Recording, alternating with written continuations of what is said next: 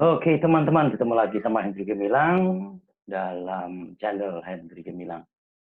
Kita akan selalu membahas hal-hal yang bertemakan olah sikap. Tentunya dengan sub-sub tema yang relevan dengan olah sikap. Ya. Kali ini kita bicara tentang neuron dan alat olah sikap. Oke. Bagi yang sudah mengambil jurusan fisiologi atau biologi, tentunya sudah sangat mengerti dengan neuron, ya, dari semenjak SMA, kemudian kuliah seperti jurusan biologi atau kedokteran, pokoknya fisiologi lah begitu, ini tentunya sudah sangat-sangat terbiasa. Jumlah mereka itu sangat kecil, sehingga di luar sana yang lebih banyak bercerita tentang otak, ya, yang dengan versi-versi mereka itu sangat-sangat banyak. Ya, padahal kalau kita bicara tentang otak, tidak akan lepas dari neuron, ya, dan jaringan sel-sel sarafnya. Ya, teman-teman bisa merasakan setiap hari jutaan gigabyte informasi masuk ke dalam pikiran kita, sebagian tersimpan, sebagian lewat, begitu saja. Dan itulah data-data bagi kita untuk mengambil keputusan setiap hari. Ya, bagaimana jadinya kalau kita setiap hari mendapat paparan informasi yang sebetulnya kita tidak butuhkan dan itu sangat merusak, sangat mengganggu, tersimpan, tertanam di dalam sistem otak kita, dan kemudian itulah yang menjadi data-data kita untuk bisa berpikir tentang segala sesuatunya setiap hari berlalu.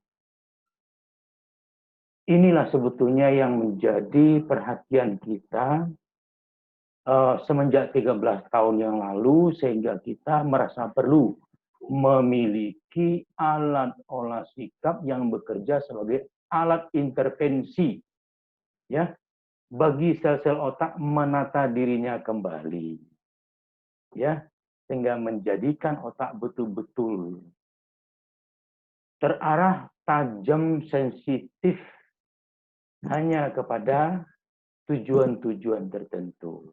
Oke.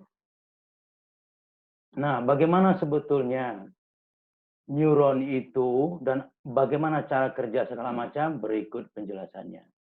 Teman-teman, ini adalah satu bentuk neuron, ya, satu bentuk neuron yang kita sebut dengan multipolar, di mana terdapat ada aksonnya di sini, kemudian ada dendrit, ya.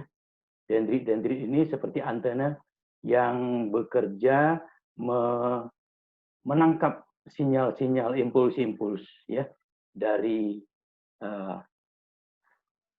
yang dari lingkungan kita, kemudian diproses di dalam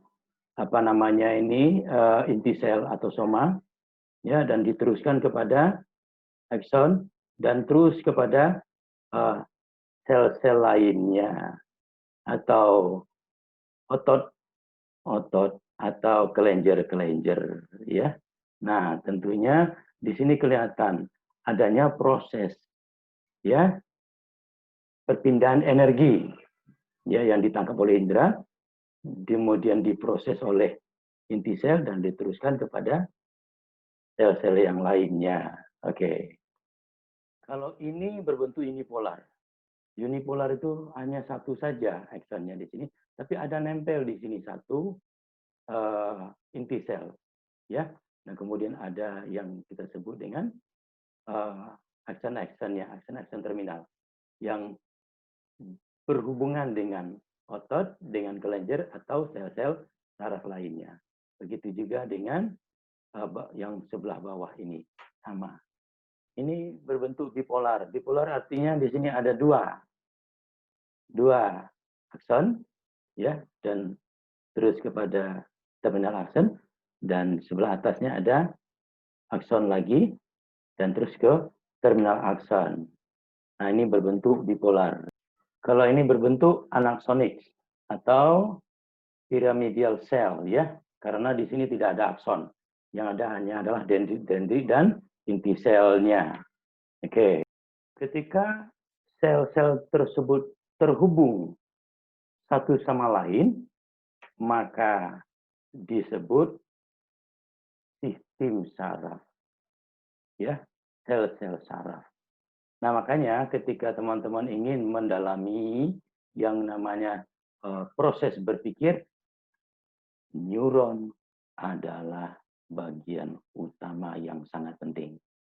Neuron satu dengan yang lainnya terhubung dengan satu ya proses ya yang kita sebut dengan perpindahan energi ya yang terjadi karena adanya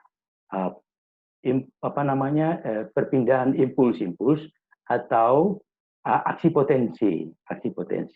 Nah, di sini kelihatan akson terminal. Jadi ada dua yang berhadapan. Ini disebut dengan presinapsis dan ini disebut postsinapsis. Di tengah-tengahnya terdapat sinapsis clefts. Di sinapsis cleft inilah terjadi perpindahan energi listrik dan energi kimia antara satu sel dengan sel yang lain atau dengan otot atau dengan kelenjar, menjadikan pemikiran kita terus bekerja aktif. Tanpa adanya sambungan ini, otak kita tidak akan bekerja secara aktif. Aktifnya otak kita bekerja itu kelihatan dengan adanya stimulus-stimulus yang memberikan energi ya dalam energi listrik dalam voltase tertentu ya. Kalau kita lihat di sini kalau jumlahnya hanya minus 70 megavolt, ini adalah batas yang dikatakan sel-sel otak tadi tidak bereaksi. Ya, kalau ada sedikit yang lebih tinggi energi listriknya, dia menjadi minus 50 megavolt. Nah, di sini ada naik ya, ada naik selnya itu energi listriknya. Nah, begitu ada energi listriknya lebih kencang lagi, lebih kuat lagi, ya, dia akan mengalami depolarisasi sampai menjadi positif 40 megavolt. Kemudian akan turun lagi, ya, yang kita sebut dengan repolarisasi. Adanya depolarisasi dan repolarisasi memastikan perpindahan energi listrik yang cukup memadai dari satu sel ke sel yang lainnya. Sehingga kalau kita melihat ya banyaknya informasi-informasi yang ada di sekitar kita, mampu menggerakkan energi listriknya menjadi positif 40 megavolt misalnya, itu sudah terjadi depolarisasi dan repolarisasi. Begitu terus memastikan jalur akson itu benar-benar menguat sehingga terbentuk sebuah siklus yang terbangun di dalam sistem saraf otak kita. Begitu teman-teman. Pertanyaannya sekarang, apa saja yang sudah membangunkan energi listrik sel-sel otak kita selama ini? Ya, yang ada adalah berupa motivasi-motivasi, ceramah-ceramah, yang janji-janji yang kemudian membuat kita betul-betul terbangun sesaat saja. Kenapa sesaat? Karena adanya sifat plastisitas sel-sel otak atau neuron tadi, sesaat dia naik, kemudian dia turun lagi. Ya, setelah dia tahu bahwa itu sumber energi listrik tidak orisinil, makanya dia akan terus melambat kembali sampai kemudian energinya hilang. Itulah cara kerja motivasi.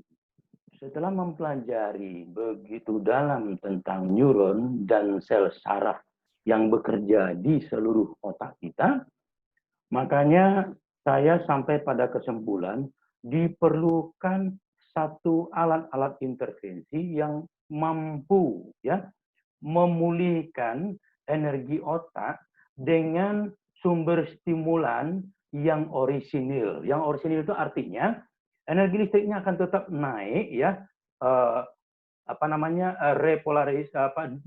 depolarisasinya terus naik dan membentuk repolarisasi kemudian. Begitu terus begitu, depolarisasi, repolarisasi, depolarisasi terus menerus.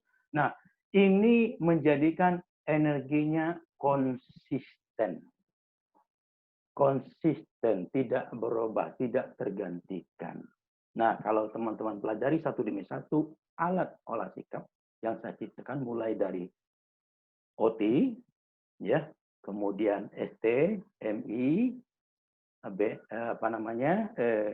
lanjut dengan KF, BM, dan BP. Itu semuanya mengandung energi yang tidak tergantikan. Akan selalu membuat terbangunnya depolarisasi dan repolarisasi. Depolarisasi, repolarisasi secara konsisten. Terus menerus ya, setiap hari dalam kondisi apapun. Ya, nah makanya orang kalau sudah olah sikap paham dengan energi super, dia akan menggantikan ya istilah-istilah motivasi dengan energi super. Karena ini lebih menjamin dan lebih pasti. Selain munculnya energi super, ada yang kita sebut dengan sense of direction. Artinya di sini, setelah energi kita naik, kita butuh kepastian arah. Kita butuh kepastian arah yang kita sebut dengan sense of energy. Di sini kita bicara tentang DNA, bandul diri, ya, cermin diri, roda cermin, SMP, dan MKG. Nah, ini setiap hari akan menjadi bagian penting dalam siklus olah sikap. Ya, ingat, promotif. Nah, inilah yang akan kita promosikan terus-menerus kepada sel-sel otak kita untuk membangun siklus-siklus yang lama-lama permanen. Sesudah permanen, segala sesuatunya akan bekerja secara otomatis nantinya mengikut sense of direction yang sudah terbangun secara otomatis juga. Baiklah teman-teman, mungkin tidak banyak yang bisa kita bahas untuk kali ini karena ini masih materinya bersifat teknis. Tolong dipahami dulu, tolong diselami terlebih dahulu. Nanti kita lanjut dengan bagian-bagian yang membahas sel otak secara lebih teknis dan mendalam. Terima kasih.